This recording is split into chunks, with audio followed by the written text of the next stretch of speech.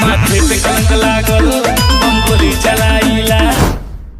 नमस्कार, प्रणाम, जय भीम साथियों। आज का सेटअप हर एक दिन से अलग होने वाला है और आज दोस्तों जो हम आज बताने वाले हैं, जो कि आप लोग सुनकर हैरान होने वाले हो, क्योंकि दोस्तों आज विकास राव जी का बहुत ज्यादा रंगदारी सॉन्ग आ गया है, जो कि हमें बहुत अच्छा लगा और आप सबको उम्मीद करता हूं कि आप लोग को भी अच्छा लगेगा। तो दोस्तों वीडियो को लास्ट तक देखना, वीडियो को छोड़कर मत जाना, क्योंकि ये वीडियो बहुत ज्यादा अमेजिंग होने वाला है। तो मैं दोस्तों, आप लोग सोचे होंगे कि अमन भाई जो है ना कि गुबुर गुबुर खाली बोल देता है बस।